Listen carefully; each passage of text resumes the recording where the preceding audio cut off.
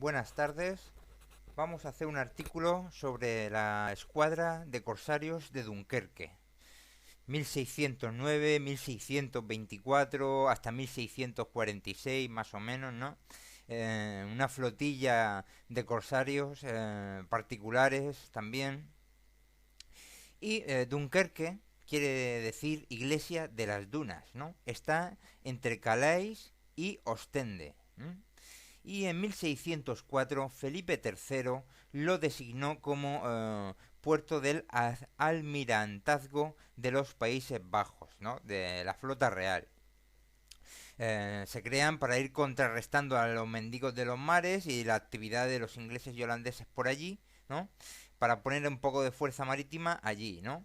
Servir de base a una escuadra de 24 naves, así en general, contratadas, administradas por particulares, ¿no? Con el mismo orden que la Armada Real, órdenes y normas, reglamentos, eran de buena fábrica, de muy buena fábrica, incluso superiores a los del Estado, los barcos, y las armas y las tripulaciones de primera calidad, de cualquier nacionalidad, pero católico, ¿no? Y había muchos voluntarios solicitantes, pues por el buen reparto de las presas y tal, ¿no? Hay que decir que Dunkerque era un buen sitio como puerto del Flandes español, ¿no? Estaba unido al otro puerto de Mardyk, que es otro puerto que está unido por un canal entre bancos de arena paralelos a la costa, ¿no? Un canal que sale desde Dunkerque por la tierra y va hacia el oeste hasta Mardyk, ¿no? Y entonces era estratégicamente era bueno porque cualquier fuerza bloqueadora tendría que dispersarse en una amplia zona con peligros de corrientes, mareas, tormentas, bancos de arena. Era una zona, toda esa zona es peligrosa por ser muy movida, ¿no? Con los vientos.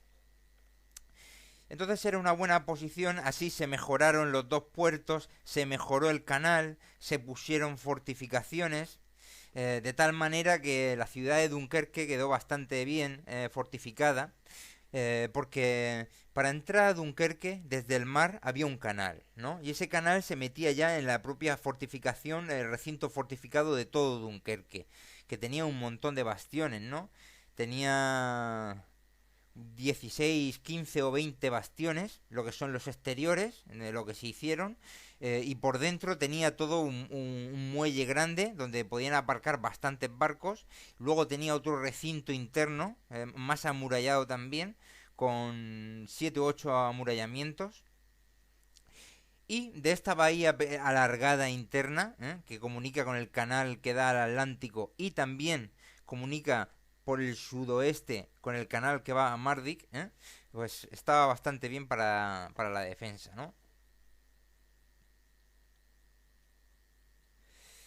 Y bueno, y en cuanto al buque que se va pensando para esta flota, los marinos españoles llevaban años experimentando, investigando, ¿no? Un buque ligero de combate con la artillería del galeón, pero más ligero y maniobrable, como las galeras, para también para que sea más ligero para la velocidad, para la maniobra también con los remos, pero también para, para la zona de los Países Bajos, para esas subidas y bajadas de marea y las zonas de bancos de arena, para ser más flexible. Y se les llamó a este nuevo concepto fragatas, ¿no? Aunque también se llamaba fragata, se usaba este nombre para las pequeñas galeras, muy pequeñas galeras de 6 u 8 remos por banda, ¿no? Sin embargo, esta nueva fragata es un concepto bastante más amplio, más grande, ¿no? Para estas nuevas fragatas se probó con diseños tipo zabras, grandes pesqueros de altura con remos auxiliares. Luego se probó con los galeoncetes, ¿no?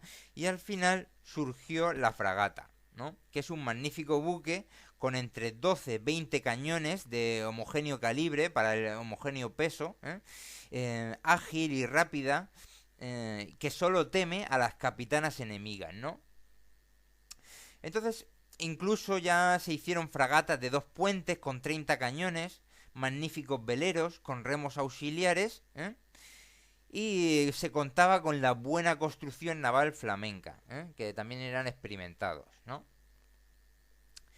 Bueno, y ya empezamos en junio de 1624. Seis de ellas pelearon contra 17 holandeses en el Canal de la Mancha. Iban haciendo estragos en el comercio holandés, ¿no? Ya de antes de 1624. Mataron al famoso almirante Piet Hein. Combatieron 3 contra 20 de los turcos y argelinos en el Cabo de San Vicente, ¿no? Ya en 1625, tras varios años de duros combates, eran conocidas, y en este año de 1625 están mandadas por don Fermín de Lodosa, Navarro.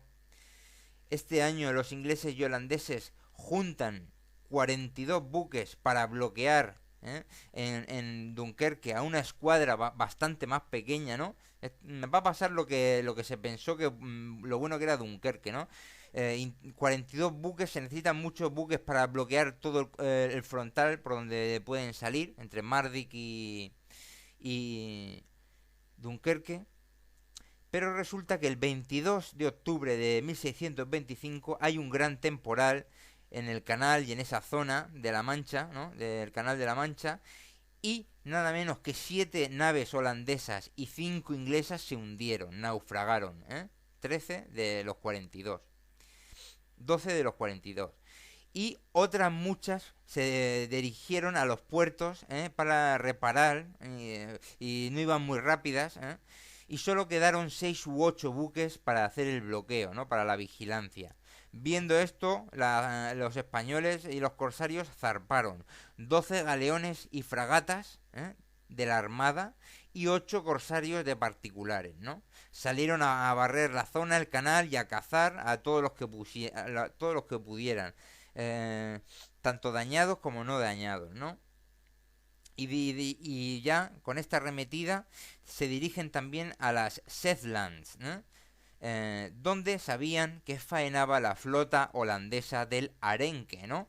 Que era muy importante económicamente para ellos, con pesqueros de altura, lo que llamaban las buzas o buizen, ¿no? La importancia de esta industria era grande, tanto a nivel de alimentación interna como de exportación. La habían desarrollado de manera industrial, de manera que encontraron esta flota nada menos que 200 pesqueros del tipo Wizen, protegidos por 6 buques de guerra.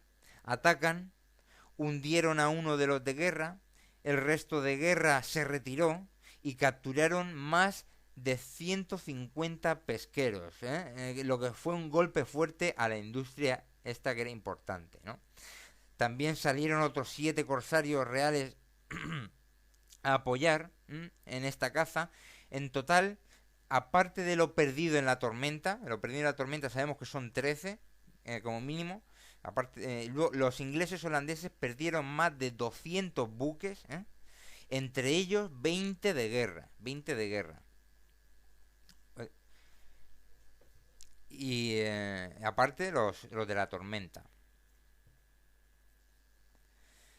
En invierno de este 1625 al 26, los corsarios flamencos en grupos de 2 o 3 apresaron docenas de barcos ingleses, cortaron el tráfico desde Edimburgo en Escocia a Falmouth en el sur de Inglaterra, se cortó la pesca de cabotaje, empezaba un gran quinquenio con la captura de como mínimo 300 barcos ingleses, contrajendo su economía, su alimentación, sus importaciones y sus exportaciones.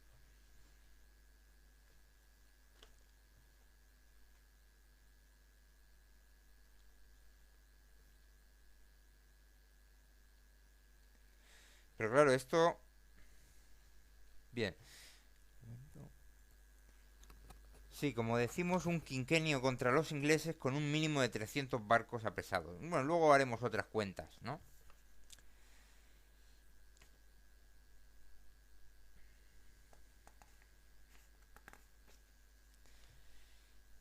Bien, luego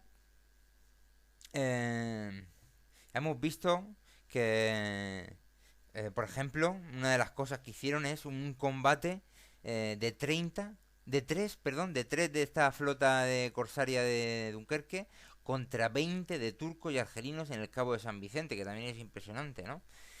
Ya hemos pasado 1626 y ya vamos con el Marqués de Fuentes, hermano del duque de Medina Sidonia, nombrado almirante de la escuadra de Dunkerque en 1635. Se tenían 18 navíos y 12 fragatas de nueva construcción, que fueron modelo para todas las armadas, ¿no? Las fragatas, las nuevas, iban siendo ya de 200-300 toneladas, con 20-30 piezas, sin castillos para mejor ligereza en los movimientos. En 1635 muchas presas, la capitana holandesa de 60 cañones, la mayor capitana de toda Francia, también capturada. También de una flota francesa de 64 navíos tomaron 42, de 64, 42 en una flota. Una expedición contra las pesquerías, por ejemplo, salen el 14 de agosto con 14 navíos gruesos y 6 fragatas.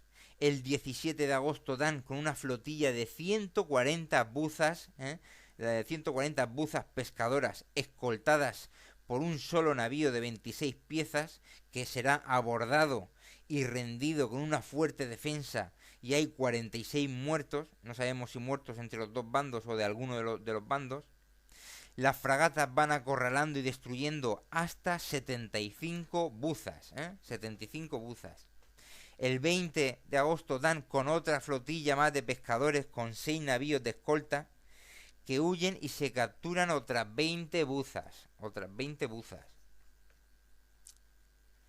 El 25, un grupo de 11 navíos luchó contra 22 bajeles de Holanda, y su capitana holandesa y 3 navíos quedaron desarbolados y todos se retiraron, en 11 contra 22.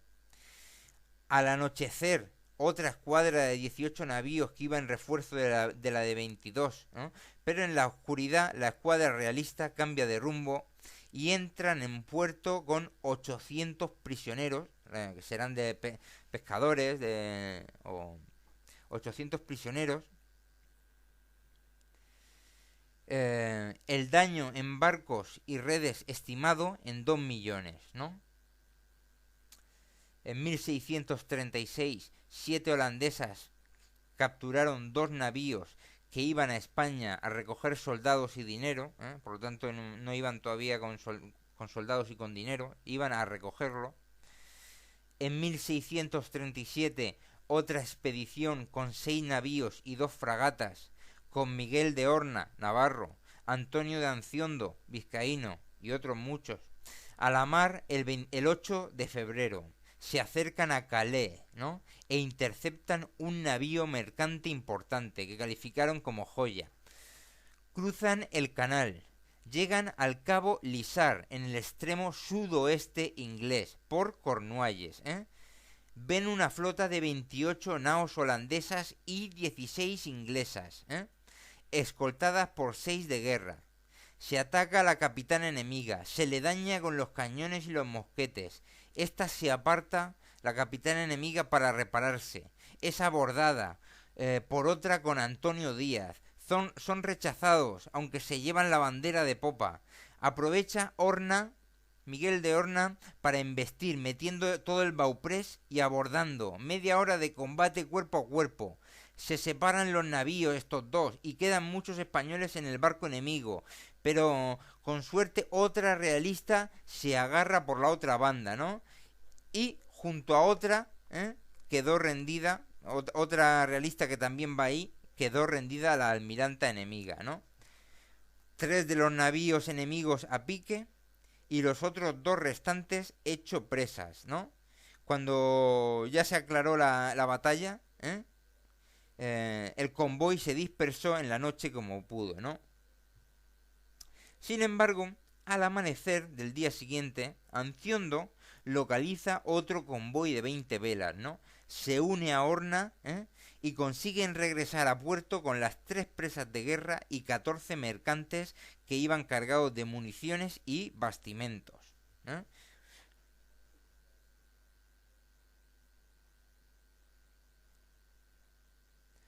Esto ha estado fuerte, escoltadas por 6 de guerra, la capitana se rinde, otras tres de estas de guerra a pique y los otros dos restantes hechos presas, ¿no?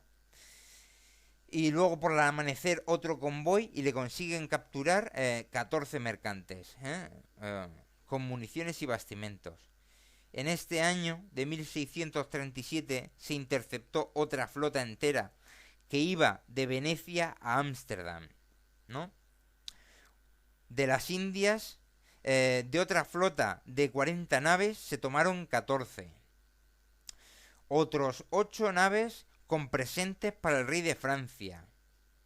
Y otras 2 flotillas de pesca de arenque destruidas, ¿no?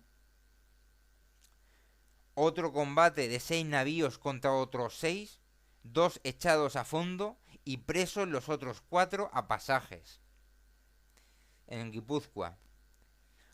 Otra referencia sobre 1637.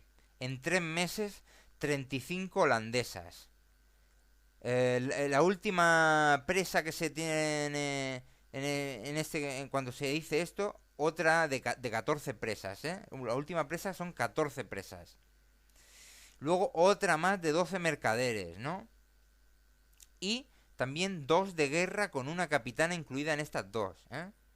Se hacían tantas presas que ya no cabían en la bahía de Dunkerque, ¿no? En el puerto interno de Dunkerque. Así se decide hacer otro puerto en Gravelinga, poniendo a trabajar a 4.000 hombres. El enemigo decide impedirlo, ¿no?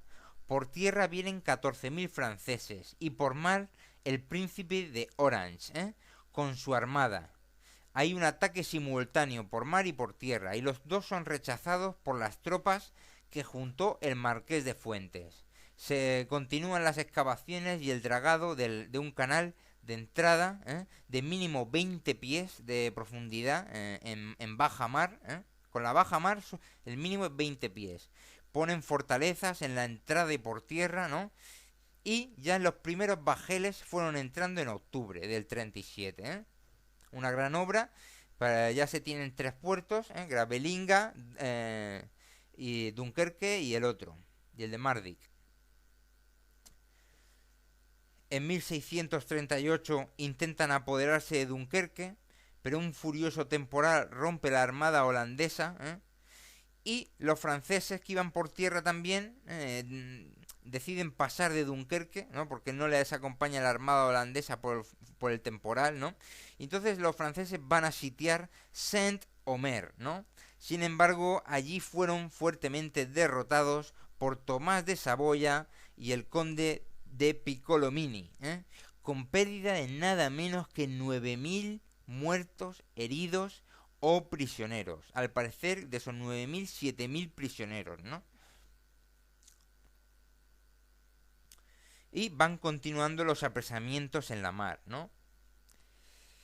En 1639 fallece el marqués de Fuentes, que en 30 meses de su gobierno de almirantazgo, solo un bajel de guerra se perdió, mientras que los de la escuadra corsaria de allí, de Dunkerque, hicieron 800 presas. 800 presas. Con 5 navíos luchó bravamente en el canal contra 17 holandeses. Otro ejemplo. Abordando a la capitana enemiga, con 600 muertos y heridos propios, y 1.700 muertos y heridos holandeses, en este combate de 5 navíos contra 17 holandeses. Estamos hablando de un pequeño resumen de los 30 meses del marqués de Fuentes, que en el 39 fallece, ¿no? Es decir, del 36 al 39 más o menos. Le sucedió Antonio Sancho Dávila, que en poco tiempo se jactó de haber tomado en poco tiempo a los holandeses 73 bajeles. En 1640 parte de la escuadra de Dunkerque es llevada al Mediterráneo en refuerzo de la escuadra del Océano que mandaba el duque de Ciudad Real, y entre 1642 y el 44 interceptaron dos flotas, dos flotas cuyos 61 navíos grandes, de estas dos flotas, 61 navíos grandes, su valor se estimó en 4 millones de ducados. Siempre la escuadra de Dunkerque en vanguardia, por ese diseño que tenía más ligero, o que juntaba ambas cosas, cierto calado y cierta ligereza, puntos de equilibrio, destacando en todos los combates, destacando sus artilleros. Sin embargo, en 1644 los franceses toman Gravelines, el puerto que había costado hacer, ¿no? En 1645 tomaron Mardyck, que era el complemento de Dunkerque, a 10 kilómetros al oeste de Dunkerque. Se recobró Mardyck por sorpresa y se volvió a perder por descuido, ¿no? En 1646 se rindió Dunkerque, y entonces a España no le quedó puerto abrigo también en el Canal de la Mancha, ¿no? Hasta el 1652 que se recuperó, ¿no? Y luego más adelante también se volvería a perder. Y vamos a hablar un poco más y vamos a mencionar otros resúmenes de otros autores. Y es que corsario no es lo mismo que pirata, ¿no? El corsario necesita la patente de corso, debe seguir unas condiciones con rigor en su actuación y solo atacar buques enemigos o neutrales en contrabando de guerra con el enemigo. Sus presas son legales, son legítimas y se acuerdan su reparto, ¿no? Sin embargo, el pirata ataca por su cuenta a cualquier buque, no sigue normas y se le puede considerar un robo, ¿no? Y hay que decir que durante el reinado de Felipe IV el corso hispánico se generalizó más aún todavía, a pesar de que hay muchos ejemplos de corso hispánico en el siglo XVI también, y ahora estamos en el XVII, ¿no? Y lo seguirá viendo en el XVIII también, y por lo menos, con muchos ejemplos. Y tanto como el pirata Amaro Pargo, y muchas otras familias. Ya iré a ver si hacemos más cosas sobre los corsarios. Pero con Felipe IV pues se generalizó no solo lo de Dunkerque, sino en el Mediterráneo y en América. El puerto de Dunkerque era una barrera natural que había que seguir una vía de acceso, como hemos dicho, desde el Atlántico hasta lo que es Dunkerque fortificado, flanqueada por peligrosos bancos de arena donde era fácil encallar, ¿no? Las embarcaciones de esta flota corsaria de Dunkerque fueron principalmente flamencas, que eran buenas para la caza o para la fuga, ¿no? Fueron un gran daño para los ingleses, para los holandeses, para los franceses, una máxima actividad entre 1620 y 1635. Durante mucho tiempo cortaron el flujo entre Inglaterra y el mar Báltico, que era importante el mar Báltico por todo su material, tanto de cordelería como de madera, ¿no? Para el tema náutico. Y en la guerra de los 30 años también fueron importantes, que la guerra de los 30 años fue de 1618 a 1648, ¿no? Esta guerra de los 30 años que creo que fue contra los franceses, ¿no?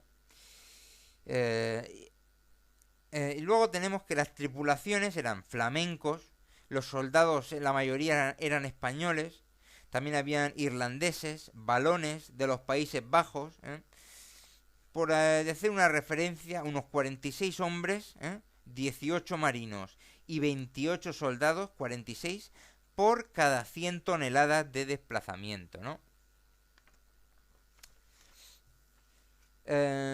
Ya hemos dicho en el artículo de la galera del duque de Osuna que la monarquía pues no veía muy bien esto del corso y tal. Tuvo problemas el duque de Osuna por todo el corso tan fuerte que hizo, ¿no? Y bueno, ya en 1609 se regula el corso dunkerqués, se regula, ¿no? Se hacen tremendos daños a la marina mercante holandesa, inglesa y francesa. Ya hay registros ya a partir de 1609 por ser regulado el corso, y hay investigadores que afirman que en 8 años, de 1627 al 34, del 27 al 34, se apresaron 1499 buques, 1499 buques apresados, se hundieron 336, se rescataron 171 y se tomaron al enemigo 2609 cañones, por pérdidas propias de solo 80 apresados por el enemigo y 36 hundidos o naufragados. Otra referencia sobre este periodo del 27 al 34 dice que la Armada de Flandes había apresado 269 buques enemigos, hundidos 217 y 1000 cañones tomados, perdiendo solo 10 buques, solo 10 buques.